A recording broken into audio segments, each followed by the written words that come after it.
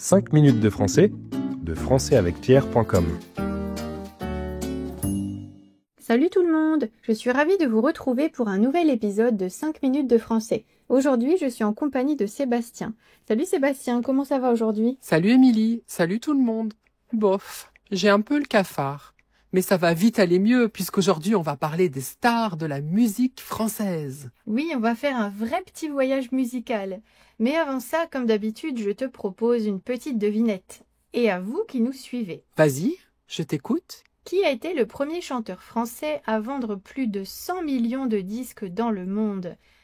A. Johnny Hallyday, B. Charles Aznavour ou C. Claude François? Ouh là, question difficile. Je dirais Johnny Hallyday. Il a une carrière énorme, mais je ne suis pas sûre. Suspense!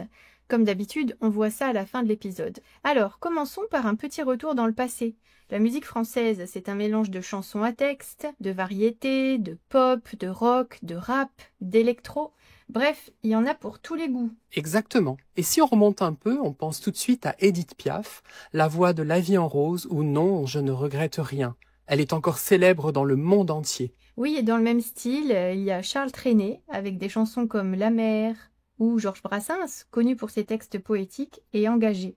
Sans oublier Jacques Brel, qui, même s'il était belge, a marqué la chanson française avec une puissance incroyable. Puis viennent les années 60-70, avec des stars comme Claude François, alias Clo-Clo, qui faisait danser toute la France avec Alexandrie, Alexandra ou Cette année-là. Et bien sûr, Johnny Hallyday, l'idole des jeunes de l'époque, qui a introduit le rock en France et rempli les stades pendant des décennies. Il y avait aussi des artistes plus calmes comme Françoise Hardy, Serge Gainsbourg ou Michel Polnareff, chacun avec un univers bien à lui. Gainsbourg, justement, est une figure majeure. Il a choqué, fasciné, mais surtout marqué l'histoire avec des titres comme Je t'aime moi non plus ou Aux armes, etc.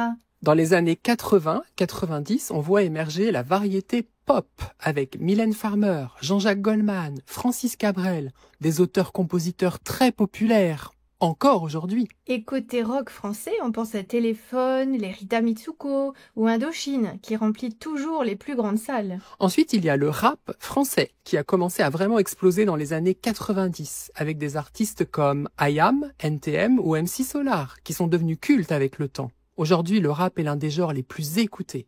Oui, le rap français est devenu hyper influent. Des artistes comme Orelsan, Booba, PNL ou Vald remplissent les festivals et sont écoutés partout, même hors de France. Et n'oublions pas l'électro. Daft Punk, par exemple, est un duo français mondialement célèbre. Même chose pour David Guetta ou plus récemment Madeon, Gesaffelstein. Et côté pop plus récente, il y a des artistes comme Christine and the Queens, Angèle, belge mais francophone, Juliette Armanet, Clara Luciani, Vianney ou encore un autre belge, Stromae, qui a vraiment redéfini les codes de la musique francophone.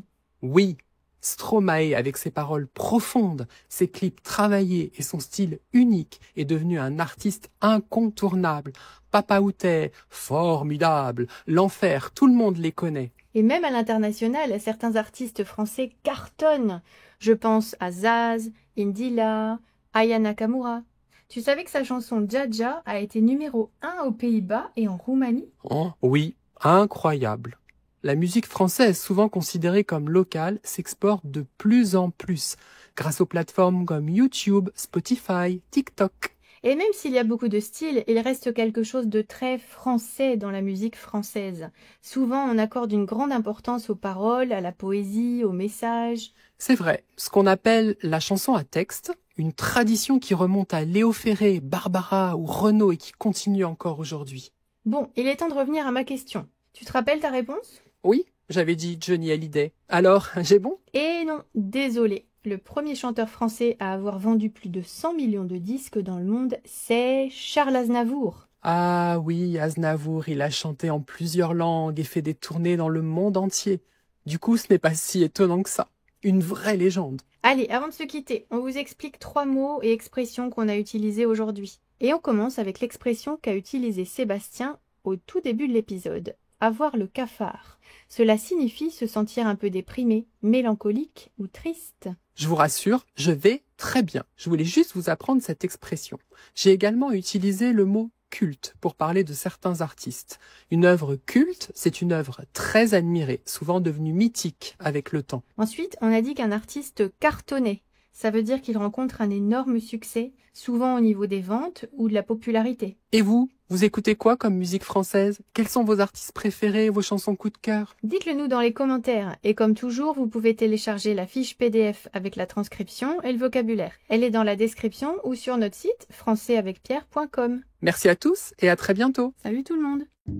5 minutes de français, de françaisavecpierre.com.